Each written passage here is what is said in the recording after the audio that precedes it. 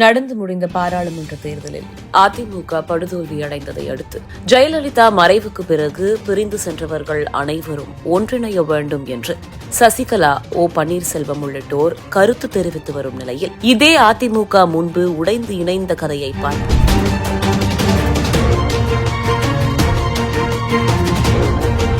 1987 December 24 மாரடைப்பு ஏற்பட்டு எம்ஜிஆர் உயிரிழந்தார். இது அதிமுகவினரையும் தமிழக மக்களையும் அதிர்ச்சியில் ஆழ்த்தியது.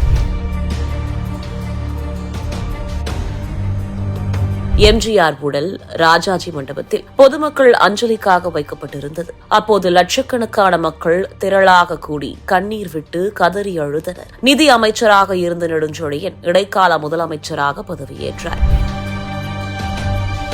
எம்ஜிஆரின் இறுதி ஊர்வலம் தயாராகி பீரங்கி வண்டியில் உடல் ஏற்றப்பட்ட போது அந்த வண்டியில் ஏறிய ஜெயலலிதாவை சில அதிமுக நிர்வாகிகள் கீழே தள்ளிவிட்டனர். இந்த நிகழ்வு அடுத்த கால் நூற்றாண்டு காலம் தமிழக அரசியலை தீர்மானிக்கக்கூடிய சம்பவமாக அமைந்தது. இடைக்கால முதலமைச்சராக இருந்த நெடுஞ்செழியனுக்கு தொடர்ந்து முதலமைச்சராக நீடிக்க விருப்பம். ஆனால் மற்றொரு தலைவரான ஆர்.எம். வீரப்பனின் விருப்பமோ எம்ஜிஆரின் மனைவி ஜானகியை முதல்வராக்குவதாக இருந்தது.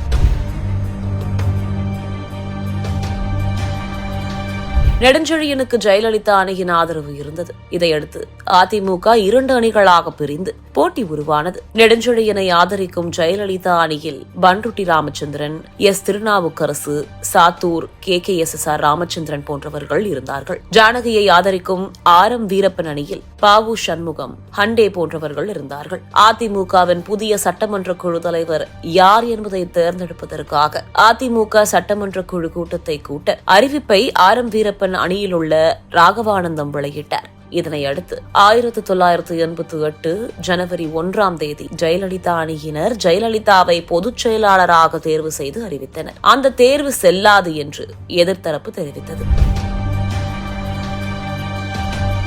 இப்படி இருதரப்பு கலவரங்களுக்கு இடையில் ஜானகியை ஆதரிக்கும் சட்டமன்ற உறுப்பினர்கள் ஆளுநர் சுந்தர்லால் குர்னா முன்னால் அணிவகுத்தனர். இதனை அடுத்து ஆளுநர் ஜானகியை புதிய அமைச்சரவை அமைக்க அழைப்பு விடுத்தார். மேலும் பதவியேற்ற 3 வாரத்திற்குள் பெரும்பான்மை நிரூபிக்க வேண்டும் என்ற நிபந்தனையையும் விதித்தார். இதையடுத்து 1988 ஜனவரி 6 தமிழக முதலமைச்சராக ஜானகி பதவியேற்றார். ஆர்.எம். வீரப்பன், பாவு சண்முகம், பொன்னையன், முத்துசாமி, சுவாமிநாதன், ராமசாமி, அருணாச்சலம் ஆகியோர் அமைச்சர்களாக பதவியேற்றனர். பெரும்பான்மையை நிரூபிப்பதற்காக ஜானகி அணியினர் ஜே அணியில் உள்ள எம்எல்ஏக்களை இழுப்பதற்கு தயாரானார்கள். இந்த முடிவை முன்பே அறிவித்த ஜெயலலிதா தரப்பினர் தம்மை ஆதரிக்கும் 33 எம்எல்ஏக்களை பெங்களூருக்கு அழைத்துச் சென்று அப்படியே அவர்களை கோவா, பம்பாய் என்று வெவ்வேறு இடங்களுக்கு அழைத்துச் சென்றனர். அதே சமயம் ஜெயலலிதாவை பொதுச் செயலாளராக ஏற்றுக்கொள்ளாதவரை ஜானகியை ஆதரிக்க வாய்ப்பில்லை என்று ஜெயலலிதா அணியை சேர்ந்த அரங்கநாயகம் திட்டவட்டமாக தெரிவித்தார். இதனையடுத்து டெல்லி சென்று ராஜீவ்காந்தியை சந்தித்து தமது ஆட்சியை ஆதரிக்குமாறு கோரிக்கையை வைத்தார் ஜானகி. அதற்கு ராஜீவ்காந்தியோ ஒருங்கிணைந்த அதிமுகவை மட்டுமே தங்களால் ஆதரிக்க முடியும் என்று திட்டவட்டமாக கூறிவிட்டார். காங்கிரசும் கைவிரித்த நிலையில் பிரதான எதிர்க்கட்சியான திமுகவின் ஆதரவை பெறலாம் என்று ஆர்.எம். வீரப்பன் களத்தில் இறங்கினார். ஆனால் கருணாநிதியோ ஆதரவு தர விரும்பவில்லை. இதனிடையே ஆளுநர் குரானா ஒரு சலுகை அறிவிப்பை வெளியிட்டார். சட்டமன்றத்தில் 118 எம்எல்ஏக்களின் ஆதரவு இருக்கிறது என்பதை நிரூபிக்க தேவையில்லை. சபையில் இருக்கும் உறுப்பினர்களின் பெரும்பான்மை ஆதரவு ஆட்சிக்கு இருக்கிறது என்று நிரூபித்தால் போதும் என்றார். உற்சாகமடைந்த ஜானகி அணியினர் அடுத்த கட்ட வேலைகளில் இறங்கினார்கள். பெரும்பான்மையை நிரூபிக்க நாட்கள் நெருங்கிக் கொண்டிருந்த நிலையில் மத்திய அரசு எம்ஜிஆருக்கு பாரத ரத்னா விருதை அறிவித்து அதிமுகவின் 2 தரப்பிற்கும் இன்ப அதிர்ச்சியை கொடுத்தது. இதற்கிடையில் ஜானகி அணியை ஆதரிக்க வேண்டும் என்று இந்திரா காங்கிரஸில் இருந்த நடிகர் சிவாஜி கணேசன் விரும்பினார். அதற்கு மத்திய தலைமை செவிசாய்க்காததால் இந்திரா காங்கிரசின் மீது சிவாஜி கணேசன் அதிருப்தி அடைந்தார். இதனை அடுத்து அவரது ஆதரவாளர்களான EVKS இளங்கோவன் உள்ளிட்ட 5 எம்எல்ஏக்கள் தங்களது எம்எல்ஏ பதவியை ராஜினாமா செய்தனர்.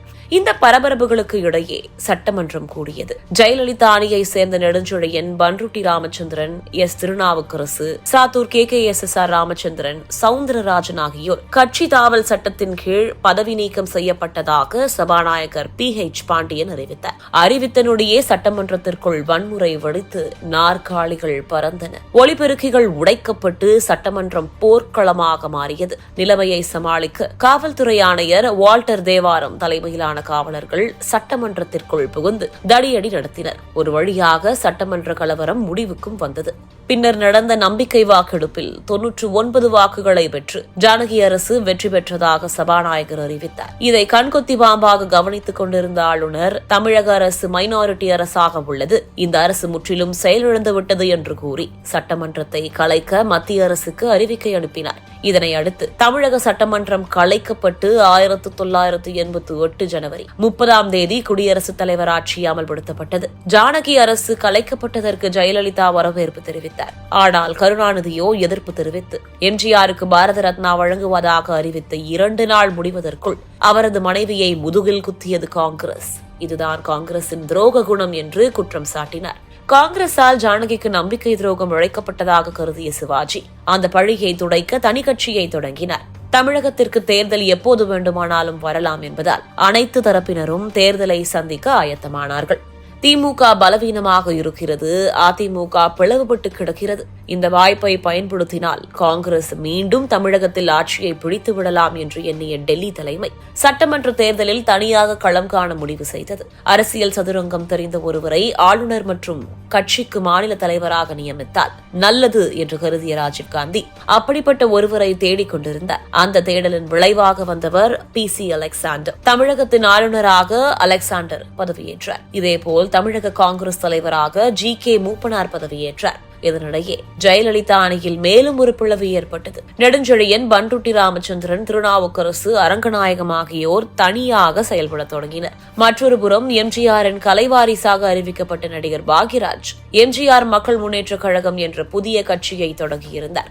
அந்த கட்சியின் பொதுச் செயலாளராக முன்னாள் அமைச்சர் ராஜா முகமது, அமைப்புச் செயலாளராக KP ராமலிங்கம், கொள்கை பரப்பு செயலாளராக ஏவ வேலு ஆகியோர் நியமிக்கப்பட்டிருந்தனர். இப்படி அதிமுக சுக்குநூறாக உடைந்து இருந்தது. ஆனாலும் இந்த தேர்தலை சாதாரணமாக கருதாமல் வலுவான கூட்டணியை அமைத்து எதிர்கொள்ள திமுக முடிவு செய்தது. அதன்படி திமுக கூட்டணியில் திமுக, மார்க்சிஸ்ட் கம்யூனிஸ்ட், ஜனதாதளம் இணைந்து போட்டியிட்டன. ஜெயலலிதா அணி அமைத்த கூட்டணியில் தமிழக ஜனதா, வலது கம்யூனிஸ்ட், குடியரசுக் கட்சி ஆகியவைகளை போட்டியிட்டன. இந்திரா காங்கிரஸ் தலைமையிலான கூட்டணியில் இந்திரா காங்கிரஸ், கம்யூனிஸ்ட் போட்டியிட்டன. ஜானகி அணி தலைமையிலான கூட்டணியில் ஜானகி அணி, சிவாஜி தொடங்கிய கட்சி 49 இடங்களிலும், ஆண்டிமுத்து தேவர் தலைமையிலான ஃபார்வர்ட் பிளாக் கட்சி 6 இடங்களிலும் போட்டியிட்டது. மேலும் தனியாக பாஜக 35 இடங்களிலும், நெடுஞ்செழியன் தலைமையிலான அணி 13 இடங்களிலும் போட்டியிட்டனர். இந்த முறை தமிழக அரசியல் களத்தில் கருணாநிதி, மூப்பனார், ஜெயலலிதா, ஜானகி என்று 4 முதலமைச்சர் வேட்பாளர்கள் இருந்தனர். கூட்டணி சரிதம் எல்லாம் தயாராகி 4 அணிகளும் களத்திற்கு சென்றன. தற்போது வரை காங்கிரஸ் சொல்லிக் கொண்டிருக்கும் காமராஜர் ஆட்சி அமைப்போம் என்ற வாசகம் இந்த தேர்தலில் தான் பிரதானமாக பயன்படுத்தப்பட்டது. முக்கியமாக பிரதமர் ராஜீவ்காந்தி மூப்பனாரை முதல்வராக்குங்கள் என்ற கோஷத்துடன் தமிழ்நாட்டில் 14 முறை சுற்றுப்பயணம் செய்து பிரச்சாரம் செய்தார். திமுகவோ தேசிய அளவில் காங்கிரசுக்கு எதிரான அணியில் இருந்தது. மத்திய அரசு நிறுவனங்களில் மண்டல் கமிஷன் பரிந்துரை செய்த பிற்படுத்தப்பட்டோருக்கான இடஒதுக்கீட்டை அமல்படுத்த வலியுறுத்துவோம் என்று திமுக தீவிர பிரச்சாரம் செய்தது. ஜானகி அணியினரும் ஜெயலலிதா அணியினரும் எம்ஜிஆர் கொடுத்த பொற்கால ஆட்சியை நாங்கள் தான் கொடுப்போம் என்று பிரச்சாரம் செய்தார்கள். தீவிர பிரச்சாரத்திற்கு இடையே வாக்குப்பதிவு நடந்தது. முடிவுகளும் அறிவிக்கப்பட்டன. போடிநாயக்கனூர் தொகுதியில் போட்டியிட்ட ஜெயலலிதா 33,191 வாக்குகள் வாங்கி வெற்றி பெற்றார். ஆண்டிப்பட்டி தொகுதியில் போட்டியிட்ட ஜானகி 3வது இடத்தை பெற்று தோல்வியை தழுவினார். திமுக தனித்து 151 இடங்களில் வெற்றி பெற்றிருந்தது. ஜெயலலிதா தலைமையிலான அணி 27 இடங்களில் வெற்றி பெற்றிருந்தது. ஜானகி அணியில் சேரன் மகாதேவியில் போட்டியிட்ட PH பாண்டியன் மட்டும் வெற்றி பெற்றிருந்தார். இந்திரா காங்கிரஸ் 26 இடங்களில் வெற்றி பெற்றிருந்தது. ஜெயலலிதா எதிர்க்கட்சித் தலைவரானார். 1989 ஜனவரி 27ஆம் தேதி கருணாநிதி 3வது முறையாக முதலமைச்சராக பதவியேற்றார். 1989 தேர்தலில் இரு பிரிவுகளாக போட்டியிட்டு தோல்வியடைந்த அதிமுகவின் இரு அணிகளும் தேர்தலுக்கு பிறகு இணைவதற்கு ஆயத்தமானது. ஜனவரி 31ஆம் தேதி ஜானகி ஒரு அறிவிக்கையை வெளியிட்டார். அதில், நான் அரசியலை விட்டு விலகிக் கொள்கிறேன், அதிமுக தொண்டர்கள் அனைவரும் ஜெயலலிதா தலைமை ஏற்று செயல்பட வேண்டும் என்று கூறியிருந்தார். இதனை அடுத்து ஜெயலலிதா வெளியிட்ட அறிக்கையில், ஜானகி அம்மா அரசியலை விட்டு விலகக்கூடாது, புரட்சித் தலைவரின் லட்சக்கணக்கான தொண்டர்களுக்காவது அவர் தம்முடைய முடிவை மறுபரிசீலனை செய்ய வேண்டும் என்று கேட்டுக்கொண்டார். ஆனால் ஜானகி தனது முடிவு இறுதியானது என்று ஒதுங்கிக் கொண்டதை அடுத்து 1989 பிப்ரவரி 10ஆம் தேதி 2 அணிகளும் இணைந்து பழைய அதிமுகவாக திரும்பியது. ஒன்றிணைந்த அதிமுகவின் பொதுச் செயலாளராக ஜெயலலிதாவும், துணை பொதுச் செயலாளராக ராகவானந்தமும், பொருளாளராக கொள்கை பரப்பு செயலாளராக முத்துசாமியும் பொறுப்பேற்றனர். எம்ஜிஆர் மறைந்தபோது யார் யார் எந்த பொறுப்புகளில் இருந்தார்களோ அந்தந்த பொறுப்புகளில் மீண்டும் இருப்பார்கள் என்று அறிவிக்கப்பட்டது. இன்றைக்கு போட்டியில் இருக்கும் இபிஎஸ், சசிகலாவும் அன்றைக்கு ஜே அணியில் இருந்தவர்கள்.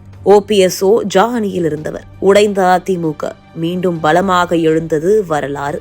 மீண்டும் வரலாறு திரும்புமா என்பதை பொறுத்திருந்து பார்ப்போம்.